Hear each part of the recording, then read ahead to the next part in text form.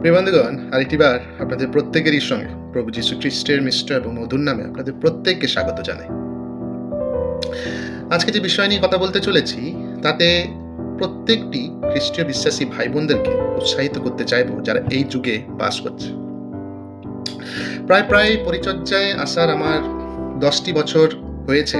শুধুমাত্র অন্যদের তুলনায় এই 10টি বছর কিছুই নয়, কিন্তু প্রভুর সঙ্গে চলার পথে কোন জিনিসটা প্রভুর ভালো লাগে এবং কোন জিনিসটা খারাপ লাগে এতটুকুনি সচেতন হওয়াটা অনেকটাই শিখতে পেরেছি আমার জীবনে।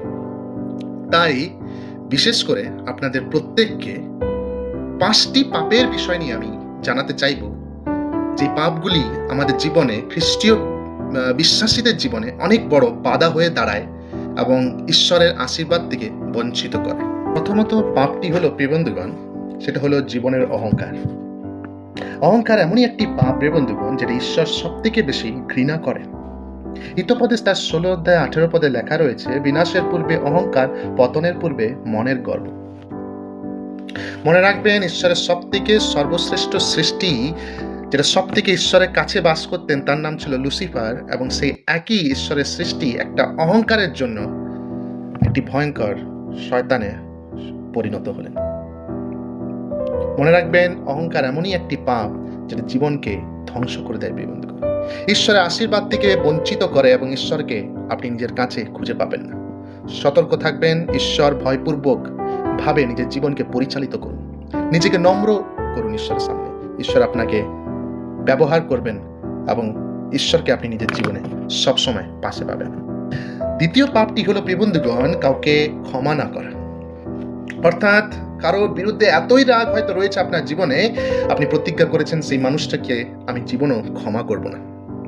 ঈশ্বরের বাক্য মতি লিখিত সুসমাচার 6 অধ্যায় এবং 14-15 পদে সেখানে লেখা রয়েছে, প্রিয় বন্ধুগণ, কারণ তোমরা যদি লোকের অপরাধ ক্ষমা করো তবে তোমাদের স্বর্গীয় পিতা তোমাদিগকেও ক্ষমা করিবেন, কিন্তু তোমরা যদি লোকদিগকে ক্ষমা না করো তবে তোমাদের পিতা তোমাদেরও অপরাধ ক্ষমা করিবেন না। অর্থাৎ অন্য শব্দে বলতে গেলে, প্রিয় বন্ধুগণ, অধিক আপনার খ্রিস্টীয় জীবনে আপনি নিজের প্রার্থনার জীবনের উত্তর হয়তো আপনি জীবনে পাবেন না। এরকম পাপ যদি নিজের হৃদয়ে আপনি যদি ধরে রাখেন, অর্থাৎ পরস্পরকে যদি না ক্ষমা করেন, মনে রাখবেন আপনার জীবনে অনেক ভুল হয়েছে। ঈশ্বর যেভাবে ক্ষমা করেছে, আসুন যেন আমরা পরস্পরকেও যেন আমরা ক্ষমা করতে শিখি। ঈশ্বর আমাদের প্রচুর ভালোবাসে। এটি এমনই একটি পাপ, প্রিয় বন্ধুগণ, খ্রিস্টীয় জীবনযাপনকে সম্পূর্ণভাবে উপভোগ করার থেকে আমাদেরকে অনেকটাই বঞ্চিত রাখে এবং অনেকটাই বাধা দেয়। সম্পূর্ণতার একটি খ্রিস্টীয় জীবনযাপনকে আপনি করতে পারবেন না।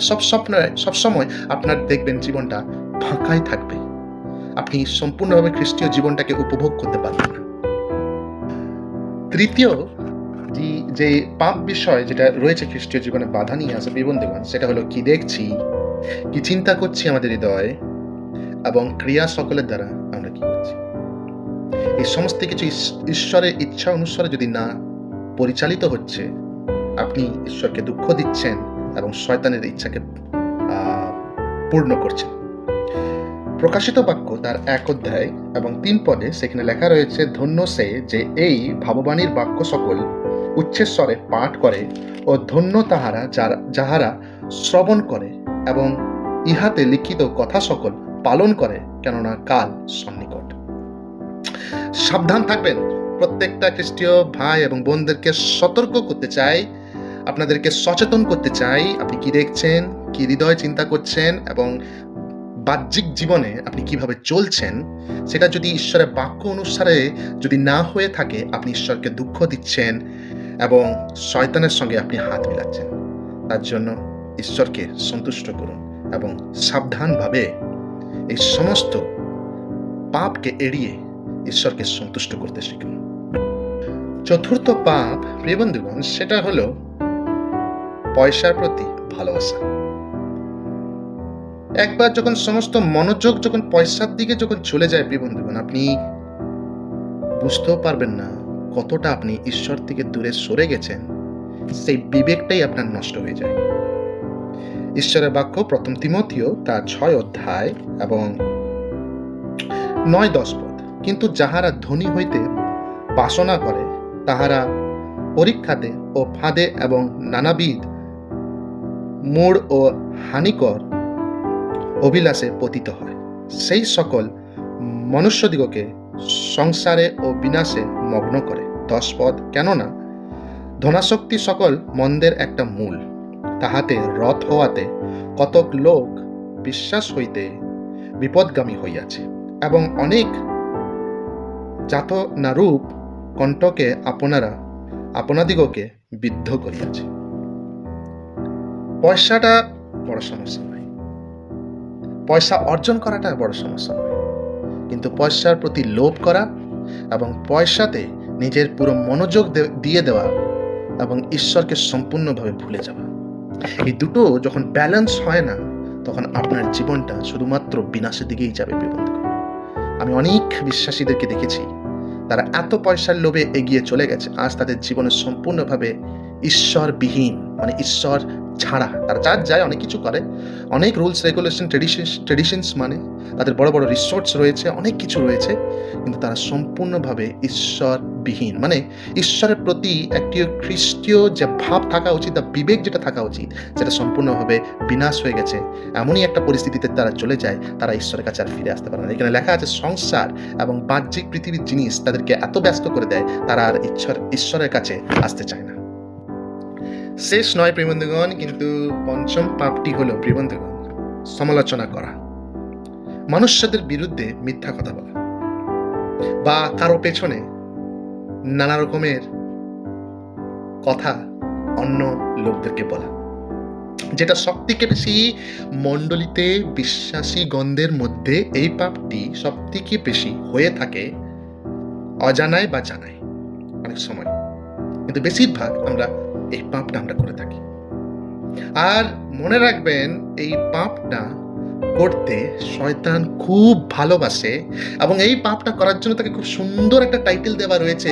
যোহন লিখিত সুসমাচার তার 8 অধ্যায়, সেখানে তাকে বলা আছে he is the father of lie, মিথ্যাবাদীদের বাবা।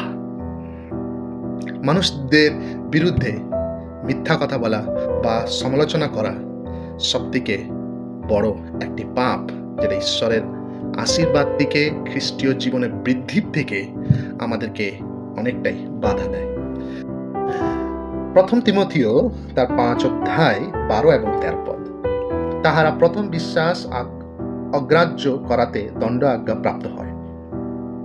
ইহা ছাড়া তাহারা বাড়ি বাড়ি ঘুরিয়া বেড়াইয়া অলস হইতে শিখে, কেবল অলস নয়, বরং বাচাল ও অনধিকার চর্চাকারিণী হইতে ও অনুচিত কথা কহিতে শিখে। সমালোচনা এমন একটি জিনিস যেটা ভাতৃগণদেরকে আলাদা করে প্রিয়বন্ধুগণ, যেখানে ঈশ্বর তার বাক্যে শিখিয়েছেন যেন আমরা একতায় যেন থেকে ঈশ্বরের রাজ্যের কাজকে যেন আমরা এগিয়ে নিয়ে যেতে পারি মণ্ডলীর দ্বারা। এটা এমন একটি পাপ প্রিয়বন্ধুগণ, যেটা ঈশ্বর পছন্দ করেন না। ঈশ্বর আমাদেরকে সতর্ক থাকতে আশীর্বাদ করুক। এই 5টি পাপ বিষয় সতর্ক থাকবেন, সচেতন থাকবেন, যেন ঈশ্বরকে দুঃখ যেন না দিতে পারেন। ঈশ্বরের কাছে প্রার্থনা করবেন, ঈশ্বরের কাছে যথেষ্ট শক্তি চাইবেন, যেন ঈশ্বরের বিরুদ্ধে পাপ করাটা যেন ইচ্ছা খুবই কম আপনার জীবনে যেন আসে, এবং চেষ্টা করবেন যেন ঈশ্বরকে যেন খুশি করতে পারেন, এবং ঈশ্বরকে নিয়ে প্রতিটা পদে, প্রতিটা ধাপে জীবনের তাকে নিয়ে যেন সঙ্গে চলতে পারেন। ঈশ্বর প্রচুররূপে আপনাদের প্রত্যেককে আশীর্বাদ করুন।